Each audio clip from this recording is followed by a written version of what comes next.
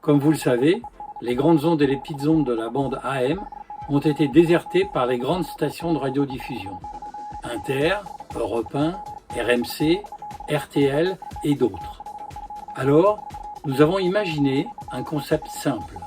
Retrouver toutes ces stations sur les fréquences qu'elles occupaient hier, mais avec leur programme d'aujourd'hui. Avec un impératif toutefois, ne pas modifier ni intervenir dans le poste récepteur radio. Bref, écouter les émissions de radio comme avant, avec le plaisir de retrouver les manipulations et la sonorité des postes TSF qui ont bercé notre jeunesse et celle de nos parents, mais en écoutant les actualités du jour. Je vous propose maintenant une rapide démonstration du résultat obtenu, et ensuite, pour les plus curieux, je vous emmène dans mon labo pour vous expliquer comment tout cela fonctionne, et surtout, comment faire pour faire la même chose chez vous.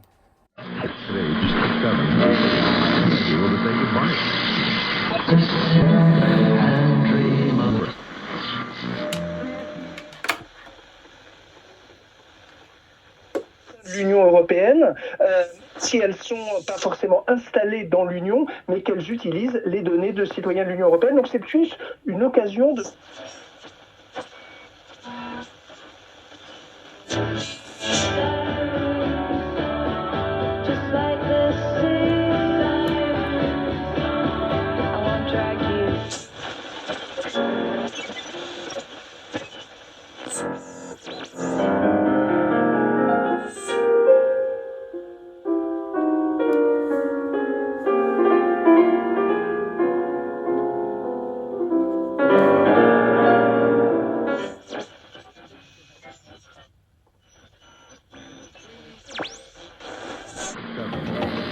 Toujours du jazz, de la soul en stock à l'instant avec aussi Shadé et son mythique Paradise sur Jazz Radio.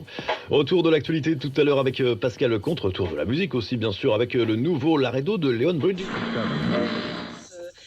C'est plus tout à fait la même chose. Qu'est-ce que fait Louis XVI quand il monte sur le trône? Il fait abattre. Votre fils vous a certainement dit ce qu'il comptait faire de sa journée. Un instant, la maman cesse de se mordre les lèvres et de trembler comme une feuille. Oui, monsieur le policier. Même que j'étais pas d'accord, mais j'ai fini par... Désolé. Oui, bien sûr. Oui. 3-2 pour l'équipe de France, donc dans ce double qui peut être décisif, puisque vous le savez, les Bleus mènent 2-0 après la belle journée d'hier. Donc on a Pierre Gerber et Benjamin Brosi, le père... Prête à aller jusqu'au bout d'elle-même pour protéger le vivant, quitte à frôler les ténèbres, quitte aussi à mettre en péril le grand amour de sa vie. Répondre à la nuit, le plus lumineux des romans d'Agnès Lédig, chez Albin Michel. Si vous avez un enfant au collège, allons...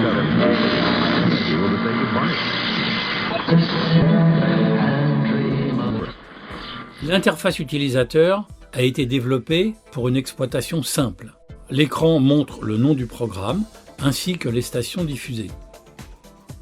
Il est évidemment possible de sélectionner une autre liste.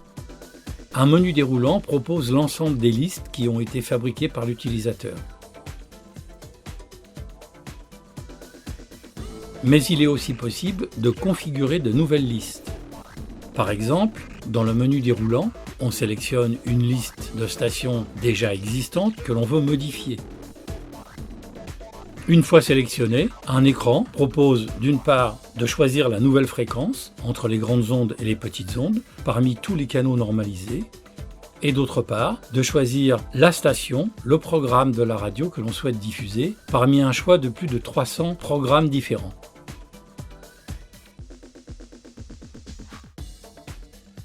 Il suffit ensuite de sélectionner cette nouvelle liste et de la valider pour en assurer la diffusion. Un menu système propose quelques options de paramétrage comme le choix des langues parmi 4 possibles, le standard de diffusion, Europe ou Canada, Amérique du Nord, un choix entre différents designs de cadrans et des repères pour indiquer la position exacte des stations sous forme d'aiguilles ou de pointes. Il ne reste plus qu'à écouter la radio et puis plus tard arrêter le système. Il est possible aussi de paramétrer le module AM à partir d'une tablette ou d'un smartphone, l'affichage s'adaptant automatiquement aux écrans des divers terminaux employés.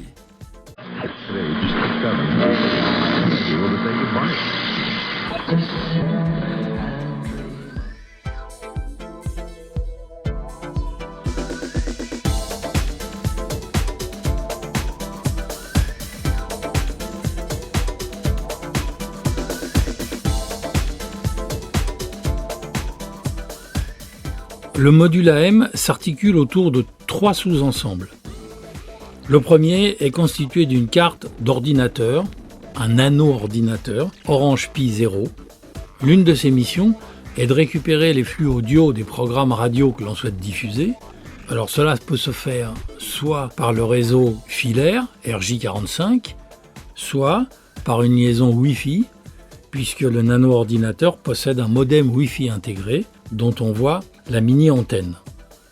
Un deuxième module s'occupe de générer l'ensemble des 8 porteuses sous forme digitale. C'est le module RPI qui est implanté sur le troisième sous-ensemble constitué d'une carte de circuit imprimé où sont câblés uniquement des composants traversants. La liaison entre le nano-ordinateur et le module RPI qui génère les 8 porteuses digitales s'effectue par un câble USB. Ensuite, sur la carte de modulation, le grand circuit imprimé, les missions sont de 3 ordres. Premièrement, moduler les porteuses digitales.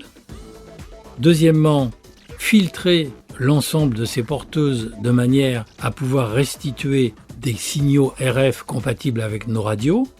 Et troisièmement, proposer un préamplificateur pour permettre de moduler l'une de ces 8 porteuses avec un signal analogique en provenance d'une source externe. Il est maintenant possible de diffuser les programmes vers les TSF.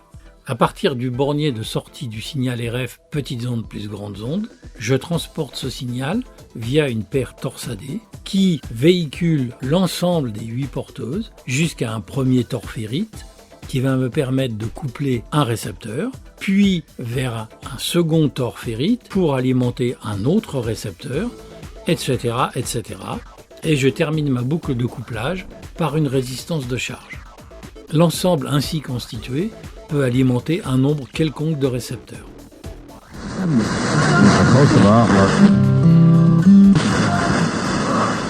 Ce projet a été conçu pour que le plus grand nombre puisse le réaliser.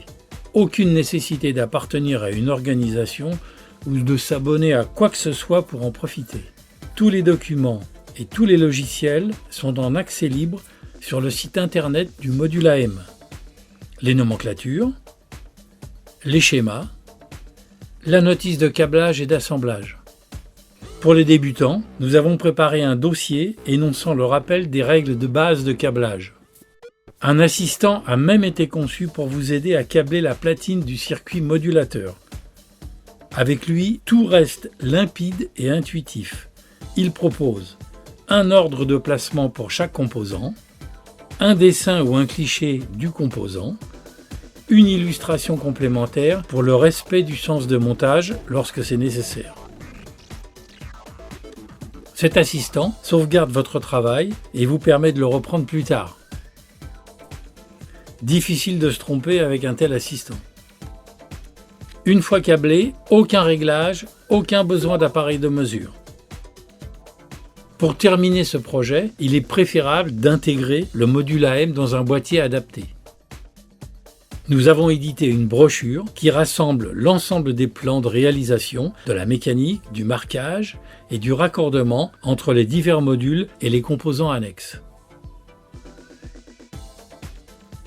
Une communauté d'amateurs ayant réalisé le module AM est active sur le forum Rétrotechnique et propose souvent aide et conseils à ceux qui rencontrent une difficulté. Vous souhaitez faire chanter vos TSF ? Alors rendez-vous à cette adresse et tentez l'aventure du module AM. Vive la TSF!